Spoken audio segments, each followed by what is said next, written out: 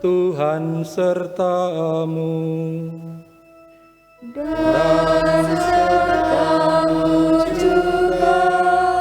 Inilah Injil Yesus Kristus menurut Santo Yohanes. Dimuliakanlah Tuhan. Dalam perjamuan malam terakhir, Yesus menengadah ke langit dan berdoa bagi semua murid-Nya.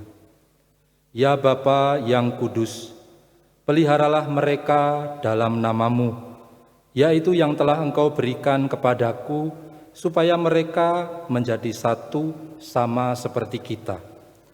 Selama aku bersama mereka, aku memelihara mereka dalam nama-Mu, yaitu nama-Mu yang telah Engkau berikan kepadaku. Aku telah menjaga mereka, dan tidak ada seorang pun dari mereka yang binasa selain Dia yang telah ditentukan untuk binasa, supaya genaplah yang tertulis dalam kitab suci. Tetapi sekarang aku datang kepadamu. Aku mengatakan semuanya ini sementara aku masih ada di dalam dunia, supaya penuhlah sukacitaku di dalam diri mereka. Aku telah memberikan firman-Mu kepada mereka, dan dunia membenci mereka, karena mereka bukan dari dunia, sama seperti aku bukan dari dunia, tetapi supaya Engkau melindungi mereka dari yang jahat. Mereka bukan dari dunia, sama seperti aku bukan dari dunia. Kuduskanlah mereka dalam kebenaran. Firman-Mu adalah kebenaran. Sama seperti Engkau telah mengutus aku ke dalam dunia, demikian pula aku telah mengutus mereka ke dalam dunia. Dan aku menguduskan diriku bagi mereka, supaya mereka pun dikuduskan dalam kebenaran. Demikianlah Injil Tuhan. Terpujilah Kristus.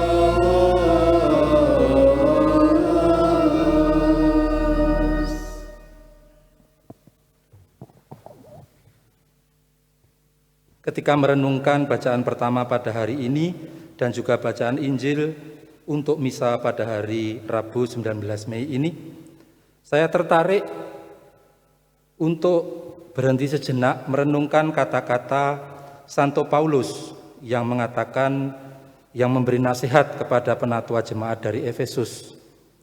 Paulus berkata, jagalah dirimu dan jagalah seluruh kawanan, karena kamulah yang ditetapkan Roh Kudus menjadi penilik untuk menggembalakan jemaat Allah yang diperolehnya dengan darah anaknya sendiri.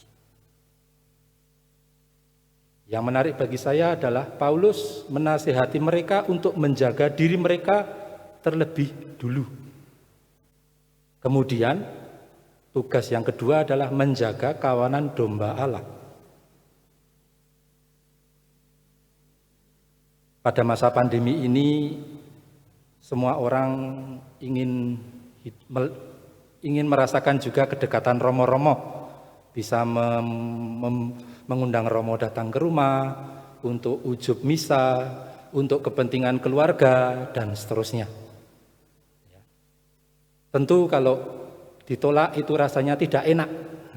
Tidak ada orang pengen ditolak, itu tidak ada. Kita maunya diterima, diakui, dihargai, itu normal. Itu memang kodrat kita sebagai manusia. Tetapi saya kira kata-kata Paulus ini juga penting untuk kita renungkan, bahwa reksa pastoral dalam masa pandemi coronavirus itu tidak mudah. Jadi yang harus kita utamakan itu adalah kepentingan bersama. Saya selalu terngiang-ngiang di kepala saya, di hati saya, itu kata-kata Latin yang mengatakan demikian, salus animarum suprema lex, yang artinya keselamatan jiwa-jiwa adalah hukum yang paling tinggi. Maka yang diutamakan adalah keselamatan bersama dulu, meskipun tidak bisa kita misa seluruh umat, maunya kita misa meriah. Saya beruntung karena saya berkarya di CHAD, di sana coronavirus tidak separah Indonesia. Gitu. Justru saya datang ke sini harus saya berhati-hati, jangan sampai nanti saya pulang kecat bahwa corona malahan. Jadi sudah beda pendekatan pastoralnya, reksa pastoralnya berbeda. Jadi tujuannya menurut saya ya menjaga diri sendiri dan juga menjaga kawanan domba Allah. Ini tanggung jawab besar bagi seorang gembala. Saya bukan mau membela siapa-siapa. Ya, tapi menurut saya pada masa pandemi seperti ini, sungguh kita diajak untuk merenung-renung sabda Paulus ini, kata-kata Paulus ini, nasihat Paulus ini. Seandainya kita ketua lingkungan, seandainya kita prodiakon, seandainya kita guru agama, seandainya kita bapak keluarga, sama, kita juga masing-masing punya tanggung jawab besar untuk kawanan domba kita masing-masing. Seorang bapak harus melindungi istri dan anak-anaknya. Itu menurut saya loh ya. Saya tidak pernah menikah dan tidak akan pernah menikah, jadi mohon dimaafkan kalau saya salah. Tapi saya kira ya itu tanggung jawab seorang orang tua. Yesus pun demikian. Dalam doanya pada Injil yang baru saja kita dengar, kalimat pertama Yesus mengatakan pada bacaan Injil hari ini, "Ya Bapa yang kudus, peliharalah mereka dalam namamu, yang telah Engkau berikan kepadaku, supaya mereka menjadi satu sama seperti kita." Seumur hidupnya, pastoral concernnya Yesus, yang menjiwai Yesus untuk merengkuh anak-anak Allah yang tercerai-berai seperti yang dia katakan, supaya mereka bisa menyatakan, bisa merasakan cinta kasih dan kerahiman ilahi melalui perantaraannya, yaitu sehingga dia rela membentangkan bahunya, lengannya di kayu salib untuk merangkul semua orang. Ingatlah Bapak Ibu, saudara-saudara sekalian, kata-kata yang disampaikan oleh Kayafas ketika dia mengatakan kepada rekan-rekannya imam-imam besar, dia menyatakan bahwa Yesus ini harus mati karena dengan demikian dia akan menyelamatkan seluruh bangsa. Nah, kata-kata ini dipakai oleh Injil Yohanes secara ironik. Yohanes mengatakan Kayafas tidak menyadari bahwa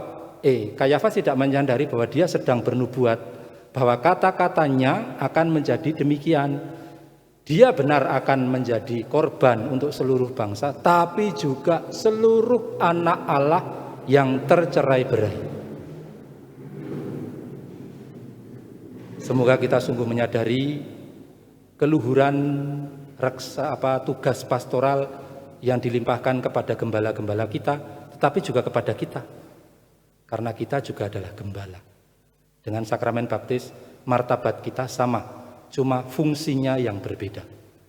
Semoga sungguh kita bisa menyadari ini dan bisa menyadari lebih dalam lagi cinta kasih Allah kepada kita.